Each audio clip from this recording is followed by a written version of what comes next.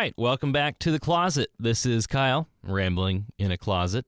What is today? It's a Wednesday. Happy hump day. I got some bad news for you. Last time was some good news. Now it's time for the bad news. The bad news is, well, things aren't as bad as you've been told they are.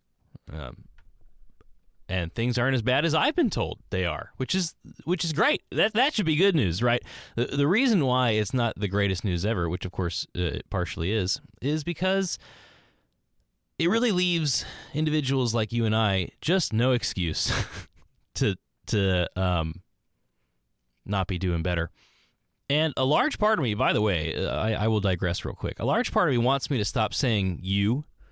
And maybe say we, or just speak of myself. But I would like you to know that whenever I say you, I mean you and I. I mean everybody. I mean the standard individual, if there could be such a thing. I'm going to try to get better at it. I've written myself a note that I should say we or I rather than you. I want to try that on this episode here, but bear with me. It's definitely a crutch word that I use when I'm speaking about the generic person. But you know who you are, and you know who I am, and I know who I am, and we know who we are, and we, it seems like there's always this general excuse why our lives are the way they are, and you ask the average person why they don't have a house, and they say, well, the housing market's terrible. Houses are too expensive. Is that true? Yeah. Why don't we eat a little better? Well, it's because the better food is more expensive, and we're trying to make ends meet, and so we pay for the cheaper food. Is that necessarily true? Not all the time, but there's a point there to be made, and that's something to be considered. We might even blame the government and their policies for ways we live our lives. And we say, well, the government isn't doing this. And if they just did this, well, oh my gosh, life would be so much better, and yada, yada, yada. And here we sit with our beds unmade and our house in disarray. And we look around and we say, oh, well, the reason we're not doing so well is because of all these forces working against us. It's so terrible these days. As we sit in our air-conditioned house. It's so awful, as we text on our $1,000 smartphones. And what's funny is, well, I shouldn't say funny, depression and anxiety and the general feeling of the outlook of the future, it's all very not so good. Depression and anxiety rates are higher than recorded history, and it seems like optimism seems to be very low. No one really thinks we're going to get out of this. There seems to be this malaise, this rather cynical pessimism about the state of the country and the world around it. And it's not necessarily unwarranted because, well, turn on your phone and look at Facebook and look at all that awful news and let us get into our echo chambers on social media, and we hear all the things that make us irritated. We don't see any of the good news, of which there are plenty. Did you know that half of the poor people, and when I say poor, I mean poor, destitute, half of those people around the world have been raised out of complete poverty over, I think it's the last 20 years. Now, this was a statistic taken back in 2015, or was it 2015, or it was in between 2015 and 2020 where this statistic came out. I guess the UN or something made a promise some while back, and they said, oh, we're going to lift this many people out of poverty. And say what you want about the UN, but it seems to have worked. But it's not just the UN, of course. It is technology and information spreading across the world. It's energy that spreads across the world. It's a lot of things that are lifting people out of abject poverty. Half in the last 20 years. That's pretty awesome. Now, there's still a lot of work to be done, and since this statistic was taken, who knows how many more percentages have been lifted out of poverty. But that's nice. That's a good statistic. Deaths are going down. I think one of them, for instance, police murders are going down. people killed by police are going down. People killed by each other, at least in America, if I'm remembering this correctly. That's all going down. There are a lot of things that are improving at a very quick rate. But you hear around us, oh, well, the environment is going to blow up, and we're all going to go bankrupt, and China's going to take over, and the presidents are going to do this, and it's all just not going to be fun because Russia and I am really not doing a good job in my estimation right now of going over how bad things could do because I don't have a notepad and paper. And I bet you if I took like 20 minutes and I could, write some things down and research some things, some improving and unimproving stats about the world. But, I think you know what I'm saying. And I don't think I need to be that exact for you to understand that I'm making a point, or rather that I have one. And it seems that we're told that things are pretty darn terrible, but at the same time, we know that they're not, because look around us and look in this wonderful world that we lived. And yeah, we might be having some problems and troubles, but compare that to 100 years ago, or compare that to anyone else in third world countries. And I bring this up a lot, and I've brought this up consistently in the past 2 episodes, and I remember one person said to me, well, Kyle, you can't say it like that. You can't compare yourself to the poor of the world, because then that just gives you an excuse. It's just an excuse to be happy. Or no, it's an excuse to not try to improve your life as much. It was something like that, not as specific. And while I disagree with that statement, because I think it is good to be grateful of everything we have and to be thankful that we are in the situations we are, but they also had a point, because just because you're better off than most people doesn't mean you can't be even more better. And I'm going to give a little example today. This is also a little bit of a brag. I'm not going to lie. I want to feel better about myself. I feel pretty proud of myself today. I woke up, had 20 minutes of sunlight, right? Natural sunlight coming into my eyeballs. I went outside on the balcony, hung out with an iguana for a little bit. That was nice. Chatted with the gal who's abroad. And came inside, made some coffee, and then I played a couple of video games, or a video game for a couple of hours, and listened to a podcast while doing so. And then I thought, all right, 2 hours of video games. I have 4 hours until I have to go to work. So I did a 25-minute workout. I was sweating like a pig in my room. And then after the workout, I took a cold shower. And then after the cold shower, I did 30 minutes of learning my gal's language from this book. I think I did pretty well. And then after that, I did 20 minutes practicing guitar. I can now play Wish You Were Here Again. That was nice. I haven't played the guitar in a while, but I still have that muscle memory built into me, so it sounded pretty fun. I was playing on the acoustic guitar. After that, I did the dishes, and then I got ready for work, and then I went to work. And I hadn't eaten, by the way. I'm intermittent fasting, so I did all this without having eaten anything, get to work, do about an hour of work, and then have my first meal of the day right around 4 o'clock. And then I worked until 10, and then I came home, and now I'm here recording a podcast. What a productive day. And I think to myself, what if I had just over forget about the past, 7 years. What about just the past year? Or what about just from 2023 up until now? What if I had 7 months where I only had 3 days a week like that day? Imagine what I could be doing. But no, I've given myself excuses the whole time around. I've said, well, I've got to do this, or well, I'm too tired from work, or well, I don't need to. I don't need to work out because I'm fasting, so I'm keeping the weight off that way. I don't need to practice guitar because I don't want to. I don't feel like it, so I must not want to, right? Because I don't want to. It's kind of circular logic, but whatever. And, I don't need to practice my gal's language at the moment because I'm doing it on Duolingo for 5 minutes a day. By the way, I've been doing that for 183 days straight on Duolingo, a lesson a day, and it's helped out a lot. I got a pretty good, very small foundation. But over the past week, I've really dug into it, and I almost doubled my knowledge of this language over the past week.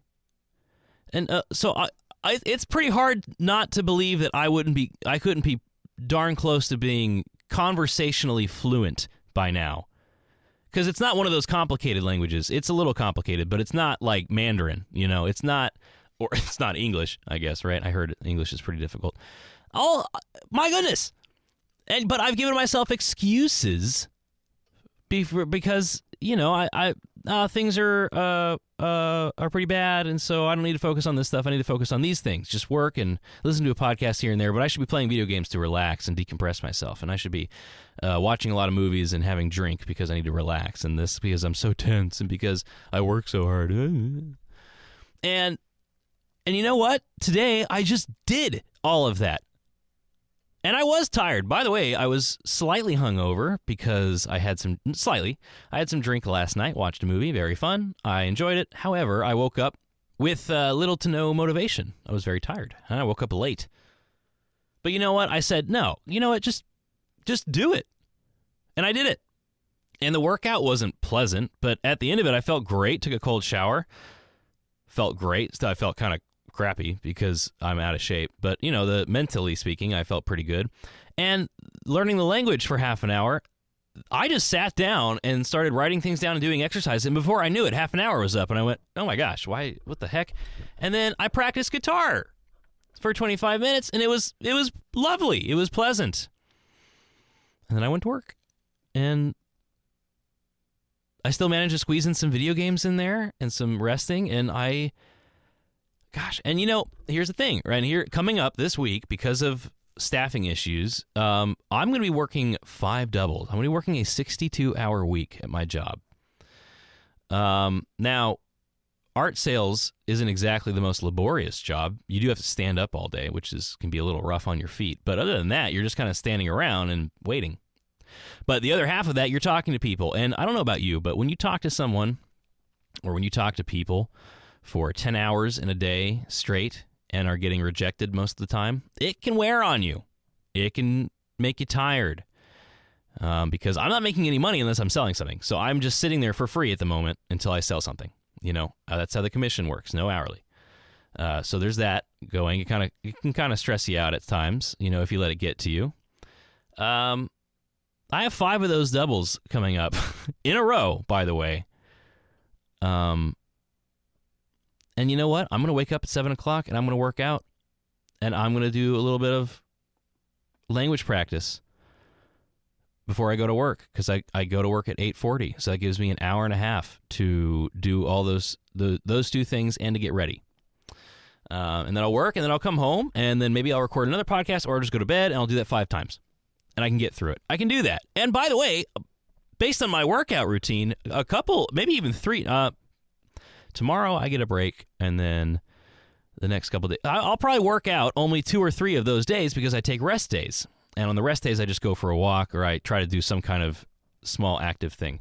That's part of the new workout routine I'm working. So it's not that bad. And if I wake up at 7:30, then I can still do some language and maybe even do a little, I don't want to do a little guitar because it's kind of loud. Maybe my neighbors will hear it and it's early in the morning, so I won't do that. But I'll do something productive. And imagine if I just did that for the past, oh, by the way, I'm done bragging. But the reason I brought that up is because there's no excuse, really, for me to not do any of that consistently on a productive schedule to make progress.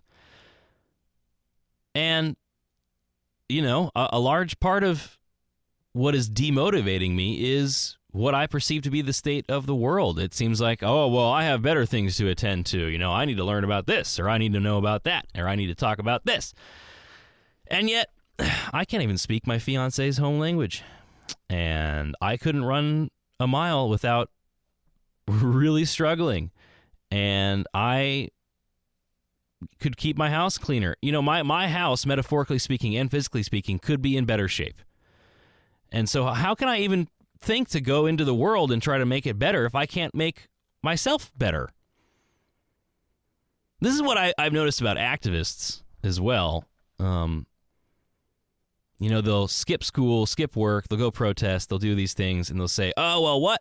I mean, Greta Thunberg is a good example, right? And we don't even have to be bringing into politics. We don't even have to bring politics into this. You could be really scared about the climate, or you can be not so worried about the climate change going on. But think about the 16-year-old. She's like, what, 20 now, but was 16 when she came into the scene? My God, it was 4 years ago, almost 3 years ago.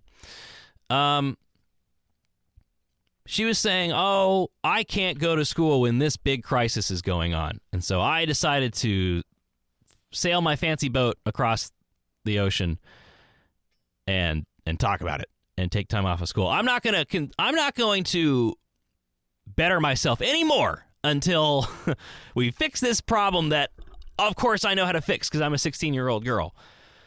I mean, think about the mentality of that. I mean, you don't even know how the world works. By the way, I'm 27. I'm 26, and I still don't. And by the way, I think compared to the average person, I spend an incredibly large amount of time learning about the outside world, or about the world and how it works.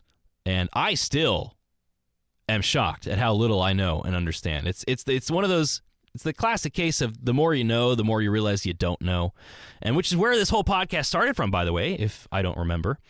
I know nothing, and I'm continually reminded of that when I try to speak on a subject or I try to learn something. I learn something, and then I realize I don't know two more things. It's like the Hydra. You cut off one head of unknown knowledge, and two more show up, and you go, oh my gosh, how many are there?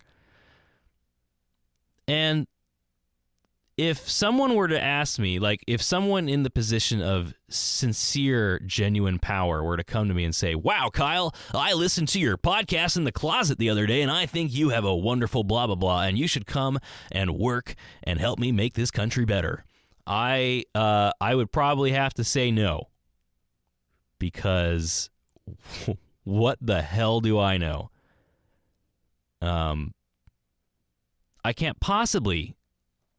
I have so many things going on in my own life that I need to rectify and improve, and how can I ever hope to fix parts of the world? I'm trying to fix myself here. Not that I'm some basket case, but come on, I got some problems I got to fix, and I would be quite a narcissist if I thought I was ready to take on the challenges of the world. But you get that from activists where they think they can fix everything by going out and shouting at you. And by the way, there is something to be said about protests and peaceful ones, that is.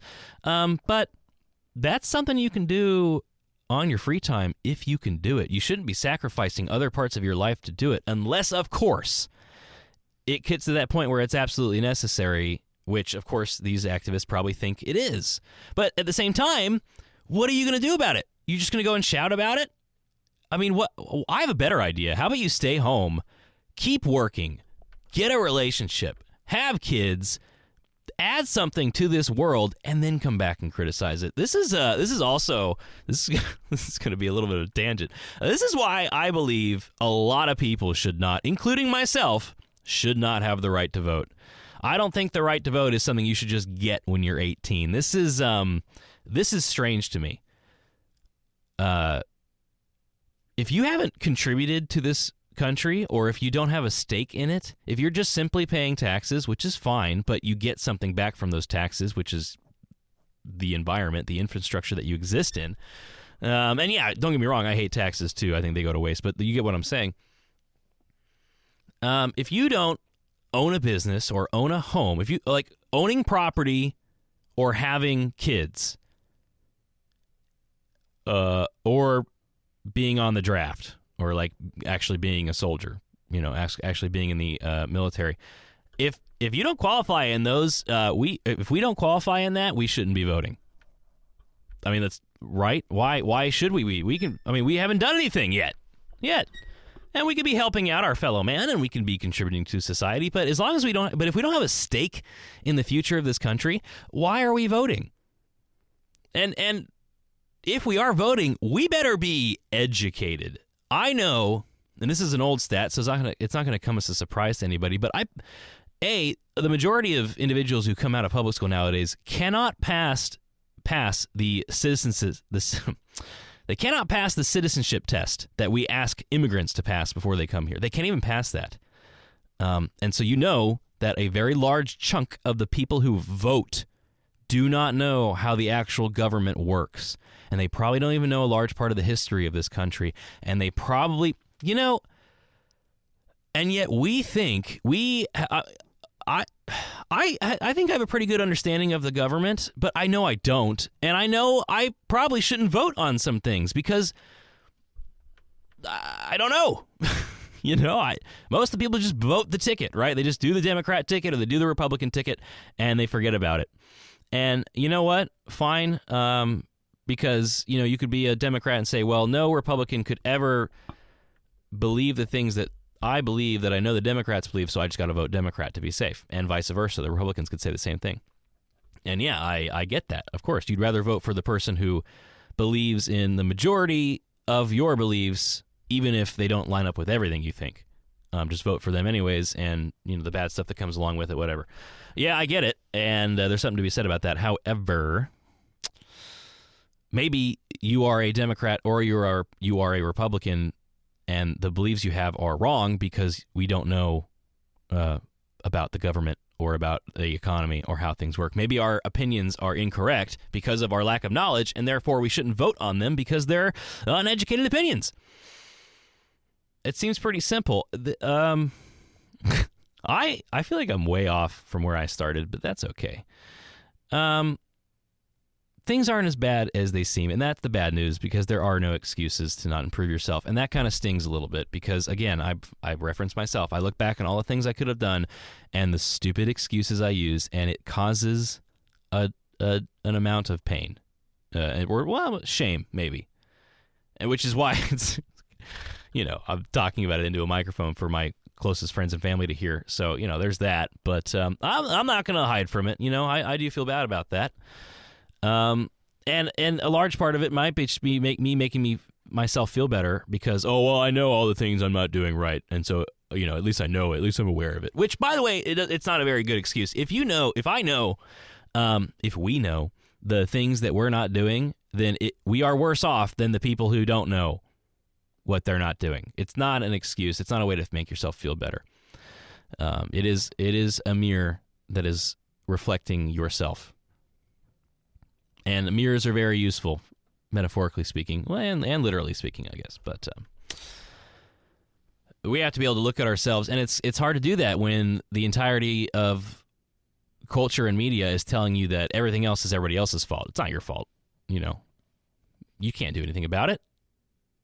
And even if you tried, you'd be wasting your time. And so you should, just be happy and do things that, don't hold any responsibility. Don't hold yourself to account. Just go out and be happy and do whatever you want. And when you're told otherwise, that can sound like bad news. When you're told that, hey, you know what? Yeah, the world might kind of stink in some areas, and there might be some terrible things going on, and it might be a lot harder in some aspects for you to XYZ, because of the way the world is. But you know what? Suck it up, buttercup. Make it better by making yourself better, by making ourselves better. And that's the incremental changes that we can make in order to improve the world. Here's the thing. Let's just say you took a quarter of the country. Let's just say you took half of the country, and you said, and for whatever reason, all of them stopped participating in politics and the election, and they just went to work, and they stayed in shape, they ate well, and they had meaningful relationships. They just did all of that, and if they cared about the community around them, like their neighbors and their friends, if they just focused their entire lives into doing that and that only, the state of the country would improve vastly just by itself without having any more policies or laws or economical changes or whatever. If we all just made our lives better in the ways that we can, not in the ways that we have no control over, but in the ways that we can change for the better, if we change those things, everything would be better, which is not as profound as I might like to think it is, because, of course, if everybody was better, the world would be better. Of course. But then why, if that's so obvious, then why isn't that the case? And I get the sense that it's because the entire culture is telling us that we don't have to be better. The world has to be better. It's the world's fault. It's this person's fault. It's those people's fault. It's the bankers, or it's the politicians, or it's Russia or China, or it's whatever. And by the way, a large part of that might very well be true. But what about the things we can affect? like everything I've been saying, like our bodies and our minds, we could be making all that better every day. And we don't. Because we don't, well, I think a large part of it is because we might not see the point. Maybe there's this massive idea out there that it's all coming to an end. And no matter what we do, it's all going to be thrown in the garbage because, well, who knows? It's apocalyptic in a way, but it's, I'll tell you this, everybody has thought that for their entire existence of humanity, civilized humanity at least. It seems like everybody kind of thinks they're in the end times. And even if we are, well, the thing that'll securely put us into the end times is by thinking it's the end times and then acting in that way. That will definitely put us there. What will stop us from getting to the end times is by making ourselves better, and we really have no excuses not to do that. And that sucks. That's some bad news because, boy, wouldn't it be nice if you had all these excuses. Well, I can't work out because I don't have enough time in the day. I work too much. Well, I can't eat right because all the healthy food's too expensive and inaccessible. Well, I can't learn this because I don't trust the news or the media or YouTube or whatever. Well, I can't, save money because everything's so expensive. I can't buy a house because it's so expensive. I can't do anything because the world sucks. And, that would be great. Let's be honest. If we had all these excuses ready to go and they were legitimate, then, well, I guess you can go out and protest. But unfortunately, no, we can be a lot better, and you can do it right now. We can do it right now.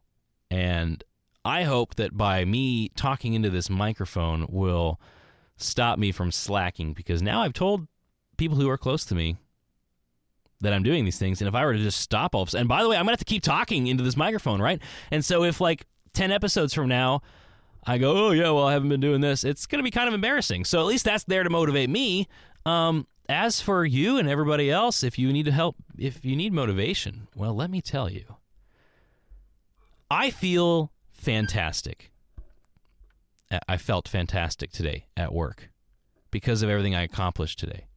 The amount of joy and peace, even though I didn't sell anything, right? I didn't sell anything. I haven't sold anything. This has been a really terrible month sales-wise so far.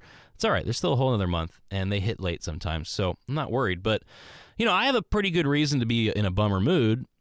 The gal is halfway across the world, and I didn't sell anything, and but I was feeling okay. I was doing all right because, I did all these things that I had a really good day, I had a really productive day. And you know what? Tomorrow I'm going to do the same thing. I'm not going to work out tomorrow because my workout routine says to rest. So there's a good excuse. But I'm going to get up. I'm going to go for a walk in the sunlight, get some good old natural vitamin C in my eye, or vitamin D in my eyeballs. And I'm going to do some practice of some stuff before I go to work. And then I'm going to work all day. I might not even have a break. And it's going to be great.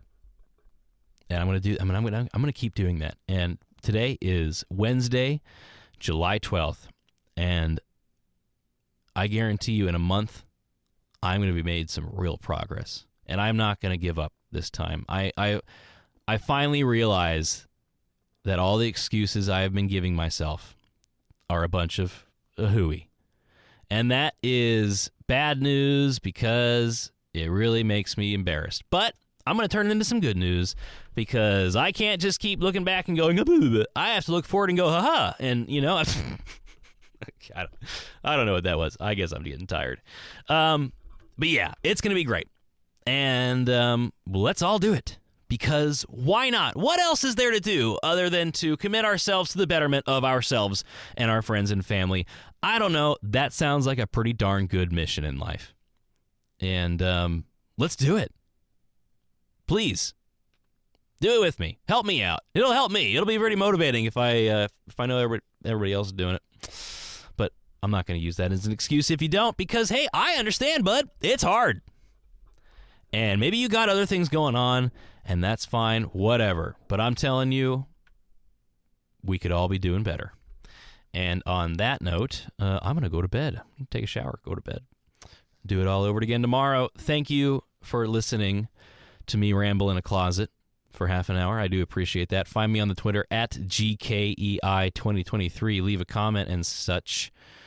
Be really helpful. So until next time, we'll see you later. Have a good one. And thanks again.